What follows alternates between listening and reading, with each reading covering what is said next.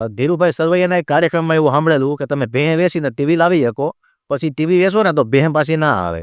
એટલે એવો જ એક સવાલ છે કે આપણા વડીલોએ જે કામ કર્યા હોય એવા કામ આપણે કરી શકીએ કે નહીં? તો વાત એમ છે કે 1999 સુધી અમે પણ ગામડામાં પ્લોટ વિસ્તારમાં રહેતા કે જ્યાં ધાબાવાળું પાકું મકાન હતું, પાણીનું કનેક્શન હતું, લાઇટનું કનેક્શન હતું. પણ 1999માં મારા મોટા બાપુ અને મારા બાપાએ એવો નિર્ણય લીધો કે ગામડાનું એ પાકું મકાન વેચી અને વાડીમાં નળિયાવાળું મકાન બનાવવું કે જ્યાં આ બધી સુવિધાઓ નહીં હોય. હવે એમના સમયમાં છે ને એ માસ્ટર સ્ટ્રોક હતો. કેવી રીતે તો તમને સમજાવું કે મારા બાપાના દાદા હતા ને એ ખાતેદાર નહોતા, એમની પાસે જમીન નહોતી, પણ એમને એના જીવનમાં મહેનત કરી અને 40 વીઘા જમીન ખરીદી અને મારા દાદાને વારસામાં આપી. મારા દાદાએ એ જમીનમાં કશો વધારો ના કર્યો, પણ મારા દાદાએ શું કર્યું કે જે જમીનો દૂરની હતી ને એને અદલા બદલી કરી અને ગામની નજીકમાં જમીન લઈ લીધી. એટલે અત્યારે અમે જ્યાં વાડીમાં રહીએ છીએ ને એ વાડી વિસ્તારમાં છે, પણ ગામની ખૂબ નજીક છે. તો એ દાદાનો નિર્ણય હતો. એટલે જમીન થોડી ઘટી ગઈ અને પછી એ 30-32 વીઘા જમીન વારસામાં મારા બાપા અને મારા મોટા બાપુને મળી. અને મારા બાપા અને મોટા બાપુએ 1999માં એક નિર્ણય લીધો. એમને શું કર્યું કે ગામડાનું મકાન હતું ને ધાબાવાળું, એ 3.5 લાખ રૂપિયા વેચી નાખ્યું. ક્યાંકથી 1.5 લાખ રૂપિયા જેવા પૈસા વ્યાજે લાવ્યા અને એમાંથી 50-60 હજાર રૂપિયા ખર્ચી અને વાડીમાં નળિયાવાળું એક સાધારણ મકાન બનાવ્યું. અને બાકીના જે 4.5 લાખ રૂપિયા હતા ને એમાંથી તરગાગેડામાં 14 વીઘા જમીન લીધી, જે માત્ર 31,000 રૂપિયાના વીઘાના ભાવે આવેલી એ સમયે. એટલે એ સમયે તો 31,000 રૂપિયા ઘણા વધારે કહેવાય. હવે એમના સમયમાં છે ને આ નિર્ણય માસ્ટર સ્ટ્રોક હતો. કેમ? તો હવે જમીન વધી ગઈ, ઘરમાં ખેતી કરવાવાળા સભ્યો વધારે હતા અને અમારી આવક વધી ગઈ. પણ પ્રશ્ન એ છે કે માની લો કે આજે મારી સામે એવો પ્રસંગ આવે કે જ્યાં મારે મકાન વેચીને જમીન લેવી હોય, તો મારે એવું કરવું જોઈએ?